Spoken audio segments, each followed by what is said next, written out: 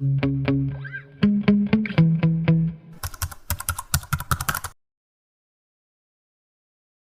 COVID-19 was such a surprise for many of them. I remember coming back from the US in 2020 January, and everybody said, no, it's not going to come to our country.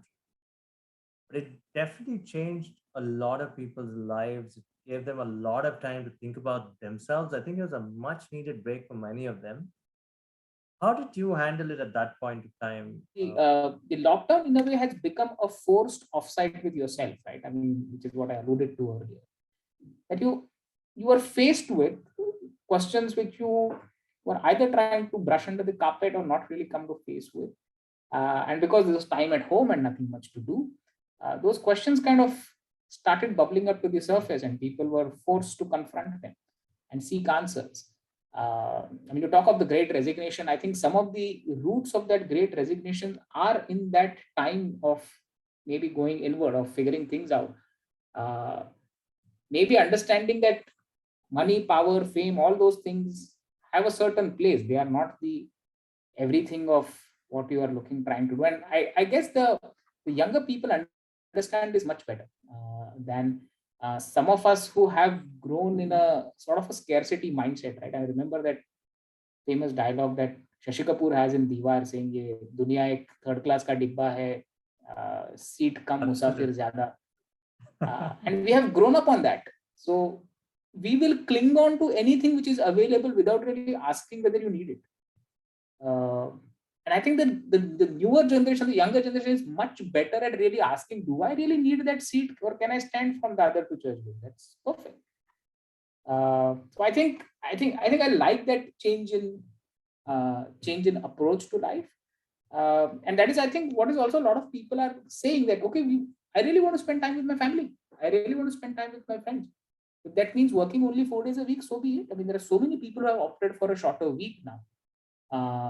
Not resigned maybe, but just opted for a short week. So many friends of mine who are saying that, okay, I think I have enough to sustain a dal chawal for the rest of my life. That's it. Thank you.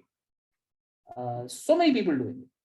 And that's already showing up, right? Some of your Bangalore-based companies, if you look at their attrition numbers and some of the listed ones, report those numbers on a quarterly basis, you'll be shocked. I mean, the entire workforce is churning in 4 years, which I feel is a really, really high number. But if you go back, right, maybe 10 years, the two levers that any boss, any leader used to have to motivate employees was either give them more money or a better designation. Right? There was no third thing which was thrown at you as an employee, right? Those are the only two things. Those are only two levers in different forms and shapes that you had. That you give a hike, you give more money, more bonus, or you make designation, give a bigger responsibility. I think this metric has to change. You have to care about many more things and care about many more variables that an employee is looking for. That is not just money and designation. Right? Those are not the only two things. Does the employee feel left out because he or she is sitting in some remote place doing stuff alone and never felt the sense of camaraderie, has never felt the sense of culture? Is that what it is that is really bothering the person? Is it more about the work culture? Is it more about the pace at which things are expected? So I think I'm not an expert in this dimension, but it's commonsensical to me that you have to listen more. You have to understand that life and career growths are not two-dimensional. People want different things at different points in their lives, in their career paths, and you have to be open and non-judgmental about it. I think the biggest change, which I also feel, is sometimes the senior leaders are from almost a different era, and their reaction to these things are, what do these kids really want? I mean, I'm giving them everything. There is a ping pong table in the office. Why can't they turn up? And you realize that there's much more stuff which is much more deeper. I think it's more about understanding the young employee and what he or she wants. And I'm not saying provide everything. Yeah, I understand. There must be a mental thing. I don't know, it's a mental thing. I think you're right. I don't want the embellishments. I want something deeper.